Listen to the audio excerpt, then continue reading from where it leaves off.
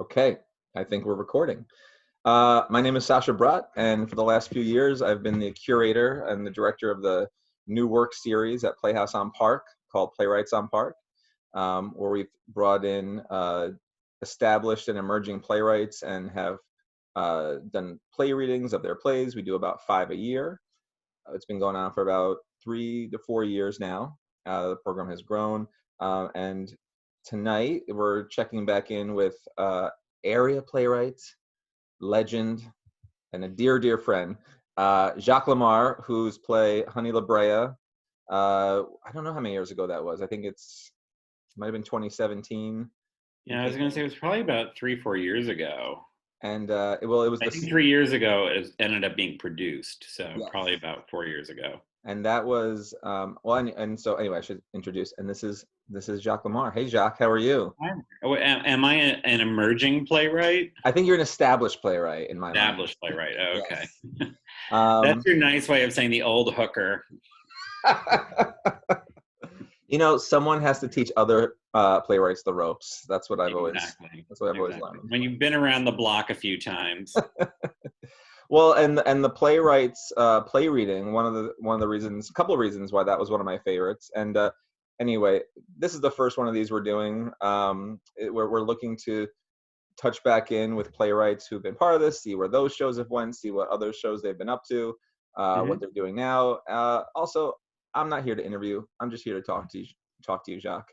But I think this part of the process is always fascinating to me as a director, which is why I love doing the play reading series. And the audiences who come have always enjoyed watching that work in progress. So that night, I remember I think it was September. It was the first one of the year. And you had done a couple play-in-a-days for Playhouse on Park, and you've had your shows at Theater Works. And you were by far the largest audience we had at that point, which I think helped kind of springboard more people coming to those shows. So I was always grateful for that. But it was the first time we met. I hate to wield my celebrity that way, but you know, as long as someone benefits. Speaking of which, your celebrity is beeping you right now, or is that me? Yeah, I'm going to silence my phone. Sorry about that. No, it's okay. This is how we communicate now. So. I'm hydrating with a lovely store brand seltzer. I am having some herbal tea. Nice. Well, that night we had never met before, although we had kind of been around the same circles. Yep. And since then, I was just looking it up. I think we've done 6 readings together and 2 full productions. That many? I had to look through it. So we did Honey LaBrea, the Lonely Thetan. Yeah. We did The Clowns. Yeah, that's right. At CT. We did Red State Road Trip. Yeah. And Wedding Binder. Yeah, for Renegades. We did, even though I directed a full production of Raging Skillet, we also did a reading of it at the Nora up in Boston. Yes. So that's 5. I thought I saw another one on there, but did you do Betty Jo's Fan Club? No, that was someone else. How dare you? Well, anyway, but like in such a short time, we've put together a nice body of work. So I'm grateful to that night, because that was a fun, weird play. Could you remind us about that play? What that one was about?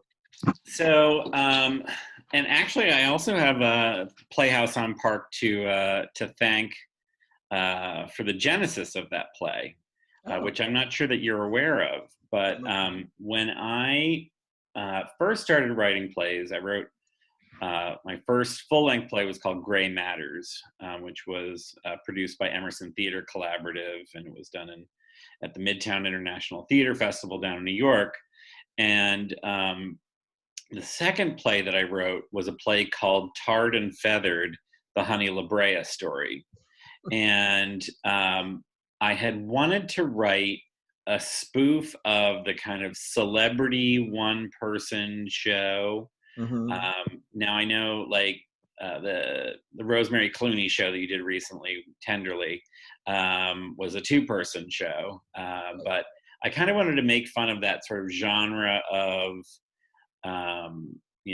where there was that whole run of plays that were like Full Gallop, or Mm-hmm. Say Goodnight Gracie, or The Devil's Music, or all these kind of things that were, an actor from today portraying a dead actor or a dead performer of some sort. And so I created this character of Honey LaBrea, who is like a Hollywood Z-lister, Mm-hmm. who is, I love it. really has no talent, who decides that she doesn't want to wait to die for someone to portray her because she's terrified that Tori Spelling will. So she decides instead to put on her own one-woman show, but with 3 people. And so I wrote this play, and it's crazy because she doesn't know how to write a play. So the play kind of goes all over the place. And I gave it to some people. They're like, it's funny, but I'm not sure I get it. And I was like, I really need the right person to play this part. And, and then I'll maybe do a reading of it and see how it sounds. And I was like, I don't know the right person. Like, in my mind, I saw Jennifer Coolidge playing this part. Great. It's perfect. Yeah. And so, but, I don't know Jennifer Coolidge, although we do have friends in common. So More like 2 degrees of separation. Yes. So anyway, I went to my first Playhouse on Park play in a day, 24-hour play thing, where playwrights go in and they're put with actors and directors and kind of randomly put together a team. It's luck of the draw. And you write a play. The playwright's kind of locked into the theater until they finish a play, and then the actors come in the next morning and rehearse it and work with the director, and then it goes up that night. Right. So I walked in and I saw Marcia Howard Karp, and she was standing there holding a pair of like stiletto heels, but the heels instead were little gun barrels. And they were like hooker shoes. And I was like, and then she started talking, and I was like, I knew I had found Honey LaBrea. Found her. She found you. Yes. Yeah. And if people aren't familiar with Marcia Karp, she's got a show on West Hartford Community Access, and she's just got a big personality. And she had lived out in Hollywood and had done her running around in the 80s and what have you, in terms of trying to get a career off the ground in acting and comedy and whatnot. So I'm like, I don't know you, and this is going to be kind of horrifying when you get the script and I say that you're perfect for this part. But she wasn't insulted at all. She immediately fell in love with the character of Honey. And so Marcia and I began to bond, and we realized that we hold not only senses of humor in common, but we are both obsessed with 2 things. One is Munchausen syndrome by proxy, where parents make their kids purposefully ill so they get attention. And then the second one is Scientology. We're both super obsessed with Scientology. And, because I had received some kind of negative feedback from people about Tarred and Feathered, I decided, you know what, I'm just going to keep the character and throw out that whole play. Mm-hmm. And there are little callbacks in Honey LaBrea, the Lonely Thetan, to the earlier play, but only I would know that, and Marcia. And Marcia and I decided that we were going to do a road trip to Los Angeles and stalk Scientologists and Scientology sites. So we flew out to Los Angeles and went to the Celebrity Center, which is the building that caters to the John Travoltas and the Tom Cruises. They only have a limited public area, but we had brunch there. And we went to the famous blue building that everyone sees, but you can't go in. We went to their Psychiatry, the Industry of Death Museum. When you went out there, yeah, did you do this like as research for a play, or just because you were both obsessed with it and had become friends, or both? No, we went there with the purpose of doing research, but I sat in the hotel at night and wrote the play. That's amazing. And so over the course of the week, we were going to the L. Ron Hubbard Life Museum and the Visitors Center, the Scientology Visitors Center. Other than Scientologists, I think we're the only people who would actually fly across the country to do this. And so over the course of the week, and the thing is, we had to chat with Scientologists and whatnot, and the people we met were very nice. But of course, you kind of, hear these things, and we had read everything on Scientology, all the books and whatnot. So I came back with a play and a bunch of great stories, and you asked us to do a reading of it. So it was very fun to do that. I'm trying to remember who. It's a 3-character play. I'm trying to remember who the male was. It was Aiden Eastwood. That's right. Right. Yeah, we had Marcia, Aiden Eastwood, and Deb Thaler. That's right. Yeah. And so, just real quick for people who unfortunately missed it, it's basically this, this grade Z celebrity, not brand wannabe, stumbles across a Scientologist who is trying to lure people in to take a stress test, which is, a thing. I don't know that Scientologists really do that anymore, but, they used to be on the street and say, hey, you want to take a stress test? And then they bring you into the office, and then they figure out what your, main problem is. And they kind of mine that to get you to buy a course. And the course, of course, then becomes a gateway into a larger commitment to the church. And so, so Honey goes in, and,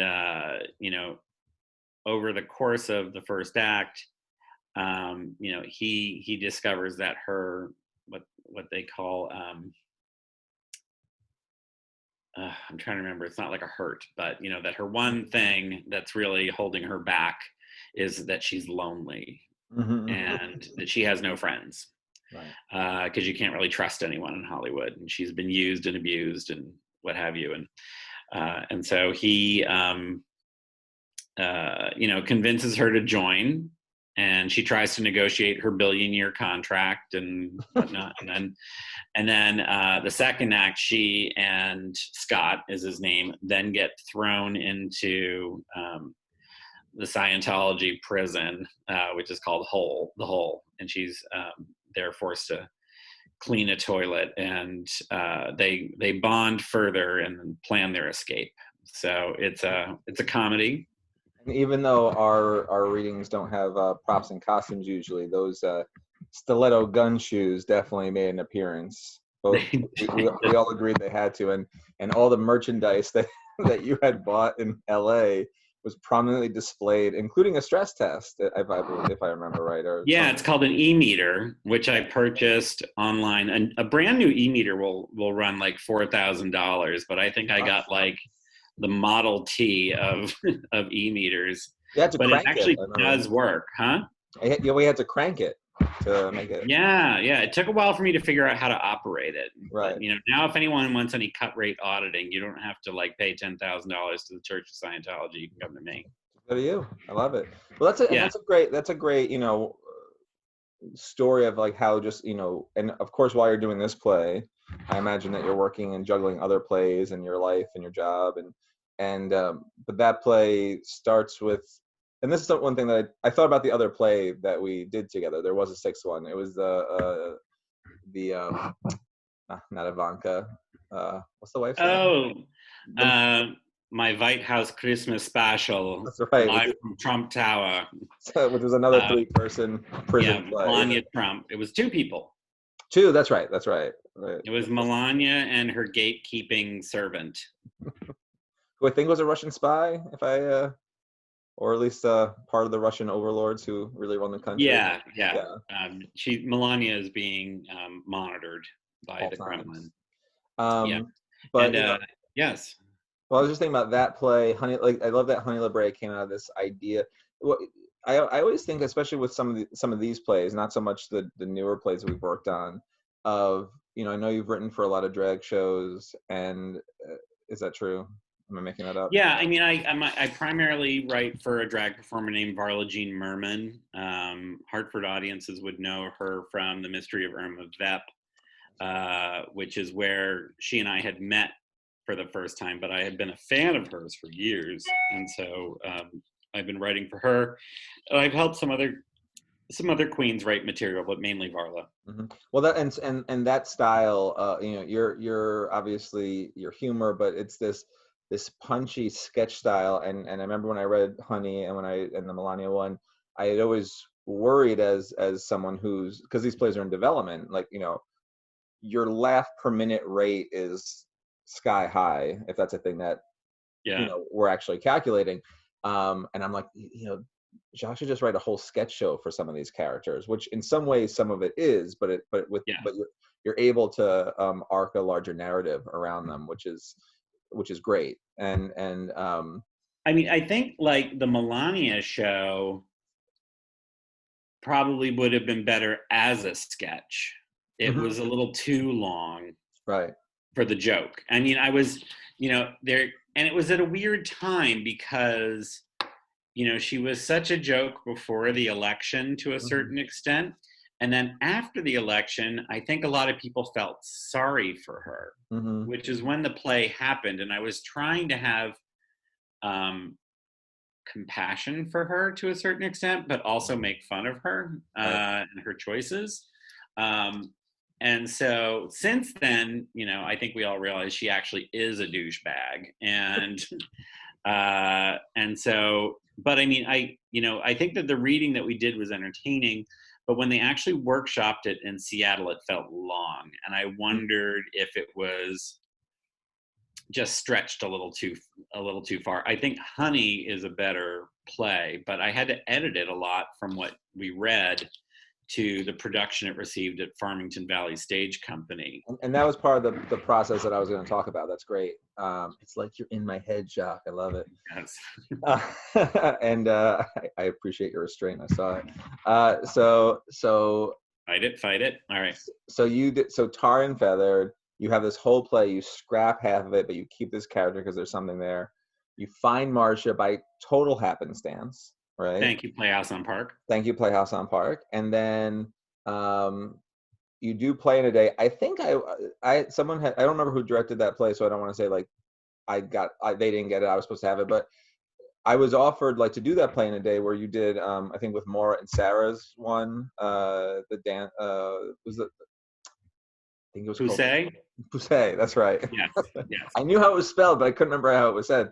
But I came to see that, and that was the first of your work that I saw. And then pretty shortly after we did Honey, and then you have a reading of it, and then it kind of like laid low for a while. Do you go and do, were your edits more on what you heard from what we did in the room? Like how was your process like that for, because I also think I've worked with a lot of living playwrights, which is great, on new works. I'm glad to be one. You are one, and you're still alive. I love it.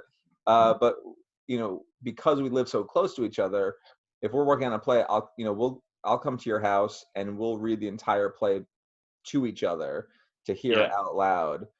Which, if I'm working on a play with a playwright in New York or Austin, Texas, or wherever, I don't always get that. So, what's your revision process like once we had the reading? Well, to me, you know, a playwright that I was friends with who no longer talks to me said, not bitter, but you know, had said to me, that it was very perceptive because I didn't necessarily see it myself as that I overwrite. So there are a lot of playwrights that love I'm doing my first draft, I'm doing my second draft, I'm revising, It's like, with me, it tends to be cutting. And so I try to get it in as tight a shape before a production as possible. But even then, like if we take, for example, Love and Spumoni, the show that you directed down at Seven Angels Theater, that was quite a hit. It did pretty well. It did pretty well, but I mean, like, the opening monologue, I'd say we cut by at least a third. At least a third. And you know, there's sometimes you'll fall, as a writer, you'll fall in love with your own language. and it takes an outside voice either speaking it or telling you directly, I'm not sure you really need to say this, and then, once you get into the weeds, it may be some kind of, question about word choice or what have you. But for me, it's been very rare that I will have to go and insert like a whole new scene um, or throw something out. I mean, a project that you and I are working on for later this year, provided we're all allowed to leave our homes. Right. You told me I think it needs more characters, more actors. Right. And so like that isn't necessarily like a rewrite with tons of new scenes as much as allowing the scenes to breathe and have more people performing them. So for me, the process tends to be in terms of going from a reading like the Playhouse and Park reading of Honey, I think was the second reading of that play. And, I further developed it, and then we went to the Farmington Valley Stage Company, where Shane Kegler directed that production. And it was, even then, after that show closed, I took some shears to the script and cut more. Because again, there was stuff that I was like, oh, this is so funny. I can show off everything I've learned about Scientology and and it was getting in the way of the story. Yeah, and it's a language that, when as a director, when I start doing dramaturgy, and the less I know a playwright, the language I want to always use is, I don't want to dance around it, but it's also, when I collaborate to bring new works to the stage, my goal is to have the playwright's voice be heard. I want to put on a lovely production. I want the acting to be real, but it's not about my vision, especially for new work. It's about the voice and how do we bring that to life in the most truthful way. So I try to have my notes around what I'm hearing, and what are, got something in my eye, so I'm going to touch my face a lot, even though you're not supposed to. Stop it. So, but it's because there's playwrights who can take the note. I had a playwright I worked with one time. It was the first time I saw someone do this. I said something along the lines of, we kind of covered that already. And he just goes, oh yeah, we said it 3 times. And he crossed out the entire page. But then I'll have other playwrights who I'll give some suggestions, and they'll say, no, it's done. It's done. I'm like, okay. Yeah. So the balance of not what I want to hear in the play, but, from our conversations, okay, I think you want, what you just said about the too much Scientology is a great note, that every one of those bits might be funny, but at some point, if the play is about honey, if it's becoming too much about funny Scientology humor, we're gonna go off track a little. Well, it became like a hamster wheel of he's setting up jokes and bringing in like, oh, here's another crazy fact about Scientology. And so, when I was writing as a theater critic for the Manchester Journal Enquirer and for Broadway World, I would go see shows where playwrights would direct their own work.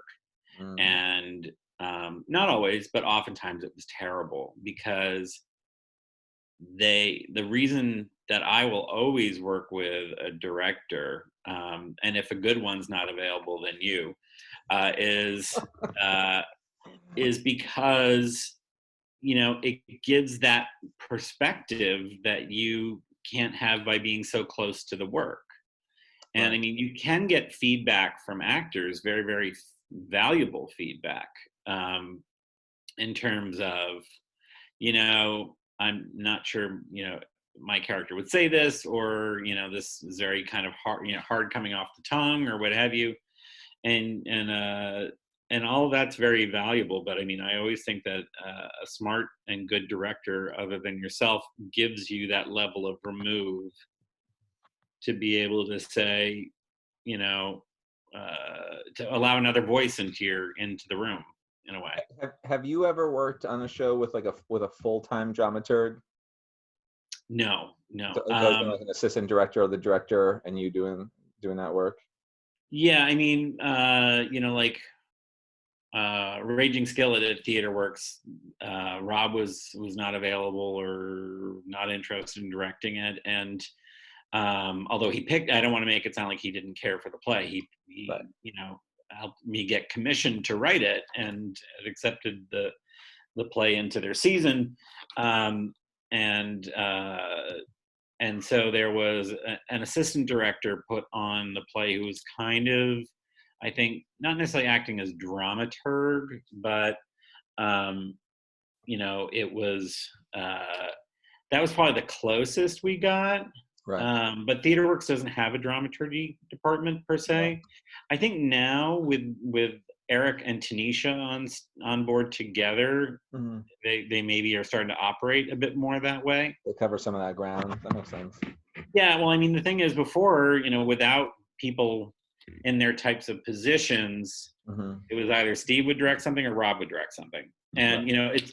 I imagine it's to a certain extent not unlike Playhouse on Park, when you have a staff of, an organization the size of Hartford Stage, you can have a dramaturg. Right. Not that dramaturgy is a luxury, but, No, but it's definitely treated that way in this country, and it's the more, whenever it's done, it's always it's kind of, I was talking to a friend of mine who's a managing director, and he worked in DC. He's in Seattle now. And one of the things I always loved about him is that when I was in DC and I was young, in getting my MFA in directing, I would sit and talk with him, and he was so at the forefront of the edgiest shows and the most challenging work. And in my mind, before that, the managing directors I had met, were the money people, yeah. and he was an artist who just also worked on that other stuff as well. And I think that's when you start realizing that a dramaturg's job is not just that they're an artist. This is just how they're applying their art to this, to what we do. But because shows get done without it, you can think it's not necessary. But especially, I read plays for the O'Neill Center, and their literary manager down there, whoever, over the different people that I've met. Mm-hmm. Every new play that they do there, I think they do 6 in their summer season, has a director, the cast, playwrights in the room, and a dramaturg assigned to every play. And I love that from the start it's as important as all these other positions. But it's it's a luxury. So I know that when I Yeah, I mean, direct, it shouldn't be, but when you're looking at a theater like TheaterWorks or Playhouse on Park, certainly Seven Angels, it's becomes an affordability issue. sure, and And it's work that gets rolled into other departments or people, so as a director, I'll put on that. If I'm working with you on a play, if I'm sitting in your living room and we're reading the play, I'm thinking of it as a dramaturgical person. But then if I'm talking to the designers, I'm thinking purely concept, Mhm. director vision stuff. So it's a Why don't you explain for our two viewers, both of them, you and me. and they're both talking right now, what a dramaturg is or what dramaturgy is, Sure. because it may So be apparent to us. But I was thinking of that. So dramaturgy kind of came out of a European theater tradition in Germany, and it's there's not great definition. There, of course, there are great definitions of it, but this is where it always, when someone said, "What is it?" It's like, well, there's a lot of things. It comes out of the criticism tradition. So a lot of times you can get your MFA or a master's degree in drama criticism and dramaturgy. But it's not it's not for critics. It's not a critique of the play. But the way it was described to me, that I always worked for me, was that it was someone, if the actors are advocating for their character and the playwright's advocating for the play and the director's advocating for the comprehensive vision of it, the dramaturg is there to advocate for the play. And if it's an older work like Shakespeare, there's a historical aspect to that. The dramaturg could be more historical in nature and say, oh, you've set the stage up this way, but because we set it in, I don't know, 1750, this, and this is what it would be. When I worked on Booty Candy, I was an assistant director on Booty Candy when it was in DC at Woolly Mammoth, and the dramaturg came in with a packet for the actors, and she had a glossary of every slang word that was in there, any word that they might not know. There was historical things. So they came in and got a 50. Now, one might say like that's the actor's work, or it's the director's work, or someone else's work, but there was an authority in the room on the play and what the play was asking for. So it's an advocate, I think, for the play. So when we have these conversations, the playwright might want to hear their joke, the director might want to have the big death scene, but the dramaturg says, well, the spine of the play, the course we're going down, the heart of it, this is what the play wants. And the best note that I took from a dramaturg when we were taking a class on that, it stayed with me for all these years, was the question she would ask playwrights is, what's the secret of your play? And you don't have to say it, and you don't have to shout it out, and it'll always be apparent in some way. But if you start straying from that secret, you might start losing your play. And that I've kept that for my own directing, and definitely when I work on new works or old works, what's the secret of it? Yeah. And how do we expose that? So that verbiage always stayed with me. Yeah, when I was at Hartford Stage, we had a terrific dramaturg, Chris Baker, who now teaches up at UMass Amherst, I believe. And I had not experienced that before in theater. I'd worked at a summer stock theater, and it was get the show up, get the next get the next one in rehearsal, get the show up, get the next one in rehearsal, put the kids' shows on during the day. Right. And so, I would come in, and there would be these boards of history and articles and, all kinds of background to immerse the actors and director into the world of the play. And then, of course, they would do the playbill dramaturgy, those things that you would read at the beginning of the playbill that give you historical context, and essays and quotes and whatnot was generally created and by the dramaturg. And I always thought that they were basically the scholar in the room, and that, that they could be leaned on for insights into the world of the play. And you would say, like, why would I need a dramaturg on a new play? Because, it's like the playwright's here, but it can be invaluable to a new playwright to have that third party in the room that doesn't necessarily have a horse in the race to make sure their directorial vision, comes out on top, or an actor, feels heard and seen, or what have you. So it was interesting to hear your perspective on it. I love it. I've never regretted working on a play with it. I mean, not that I would regret it, but I wish it was more readily available. So I think that's why, and I'm not trained to be a dramaturg, but why I try to keep that lens on when I'm working on a show.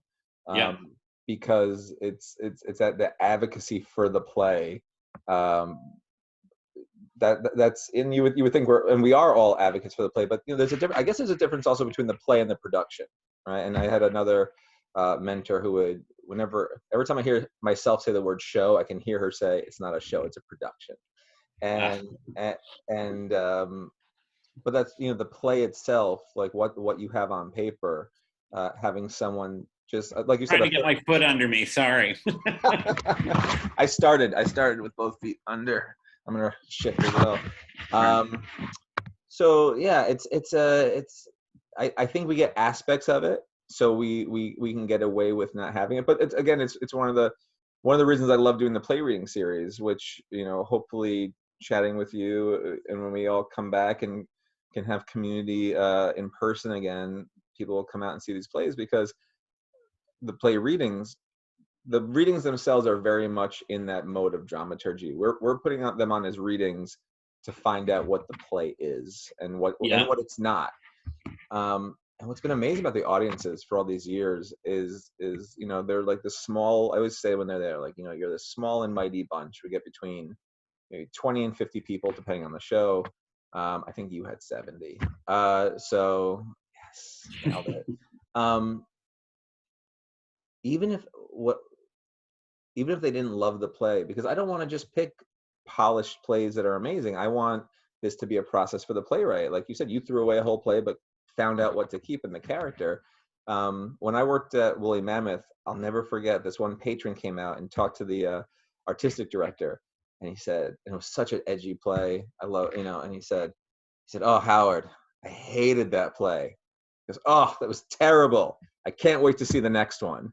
And they had built up this trust that, we're going to show you work that is pushing the envelope, and you might not like it, but you'll love the artistry of it. And I think the little reading series we have, I've really enjoyed the playwrights that I've gotten to work with, watching their careers and where they've gone, and if they've won awards or have done stuff. But so speaking of which, so you and I went on. You talked about Raging Skillet, and then Yeah.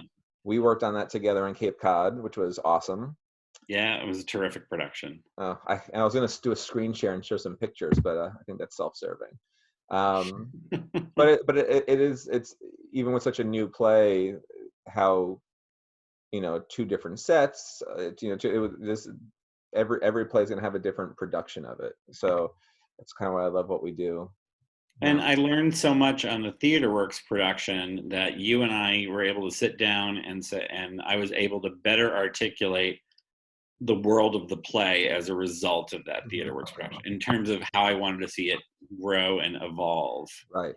And I think that was helpful for you as a director to have absolutely that refined sensibility. And having seen the TheaterWorks version, so and the fact that it was a new play, it wasn't done. I mean, the script is pretty much locked in. Like, I don't think you added much to it, but again, you there was things to cut and massage still at that point, I think.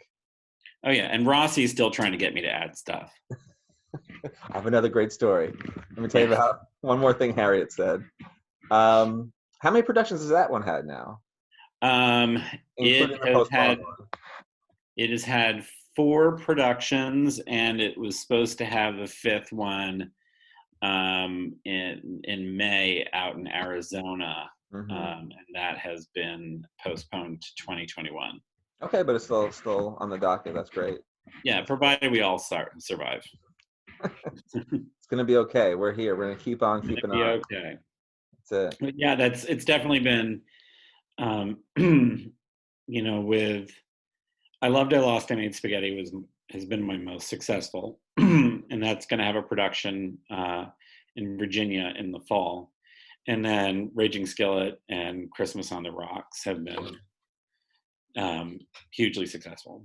That's great. It's great. So you're doing wondrous things. And then last time I talked to you, well, that's not true. We talk a lot because I love you. But the last time we talked about this, I feel like you were juggling 3 or 4 new ideas. Yeah.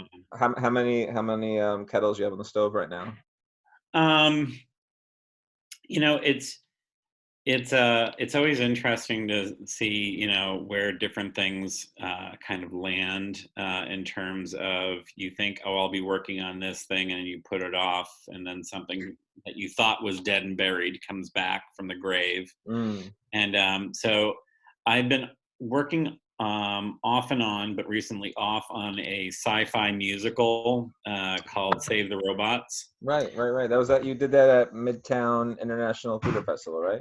Yes. And it was a lot of fun, but it's this quirky kind of like Rocky Horror Bat Boy kind of funky little musical.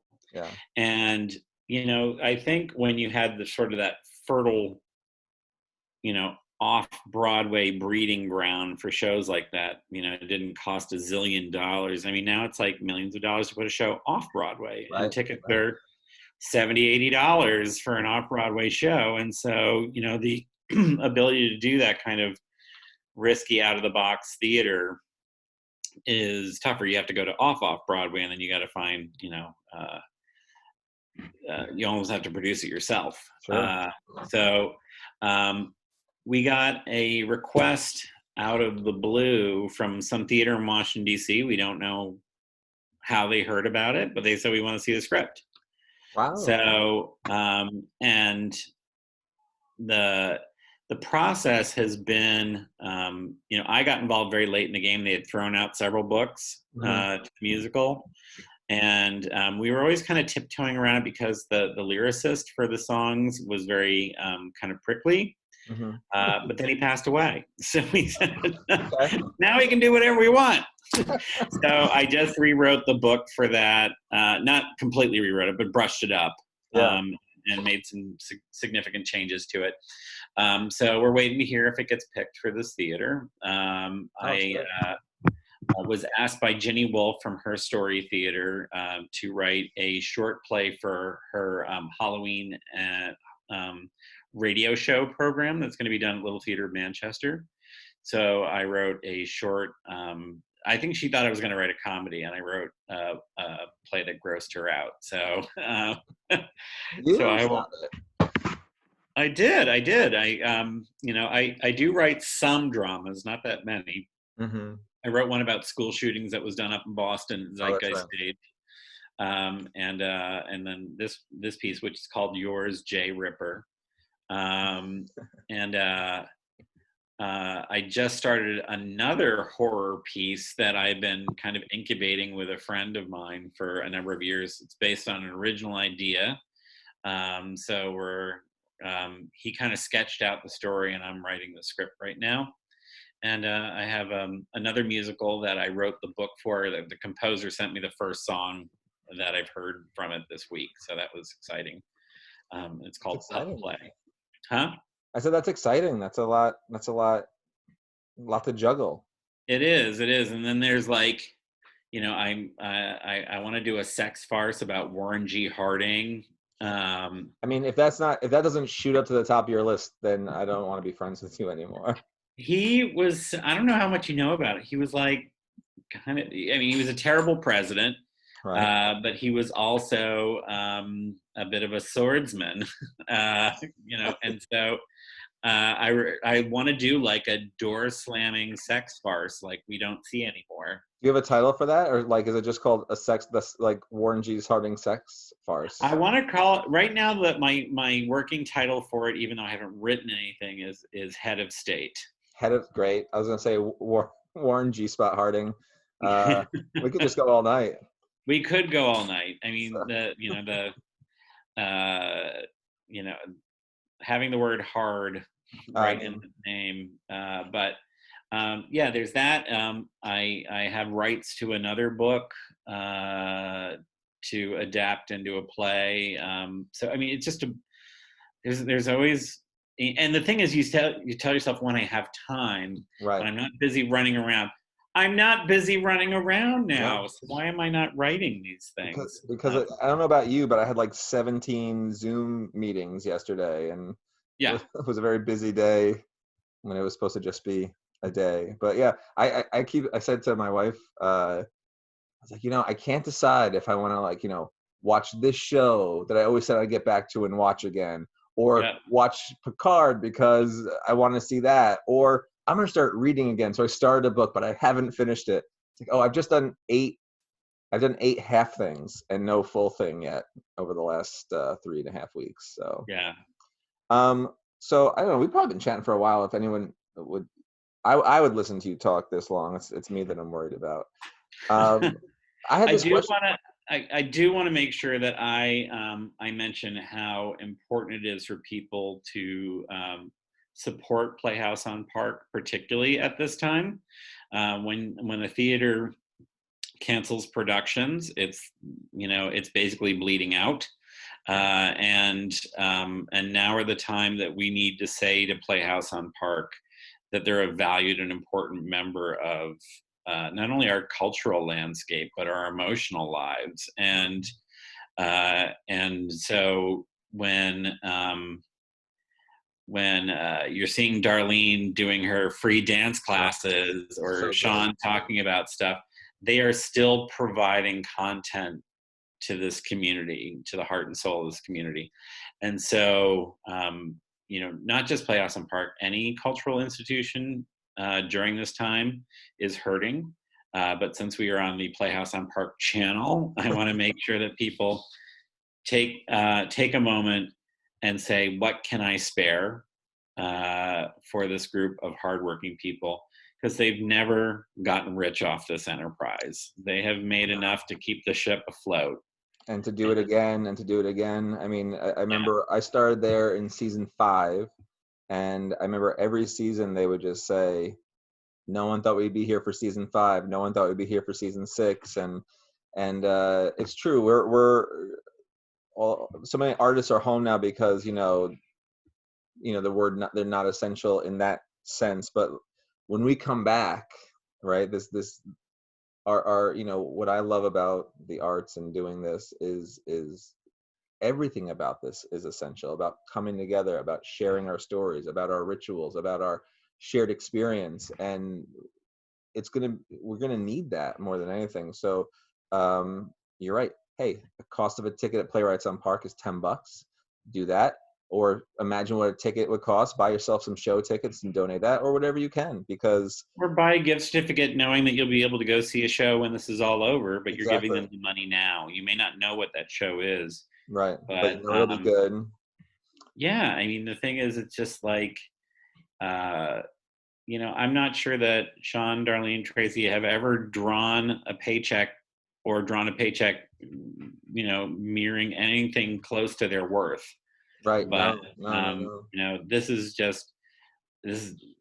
bigger than a setback, and so if people can help out, it would be much appreciated. That is well said, Jacques Lamarre, and much appreciated. Thank you, Sasha. This was fun.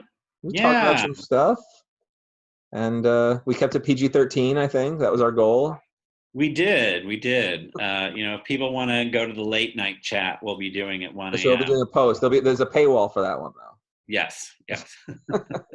All right, Jacques. Well, thank you for your updates, and we're so happy that anyway, I'm happy that you're part of my life, and that's because of Playwrights on Park, and Playhouse on Park. It is because of Playhouse on Park. How great is that? And it's all the better and more amazing because I gave your play a middling review when I was a theater critic. And I'm so fortunate that your memory of that is so vivid that you bring it up practically every time we get to it. Well, ironically, that play was my first encounter with Playhouse on Park. That one of the reasons, they took a chance on me. I just moved up here from DC. I had no credits really outside of grad school. And the first show I directed was Othello in 2013.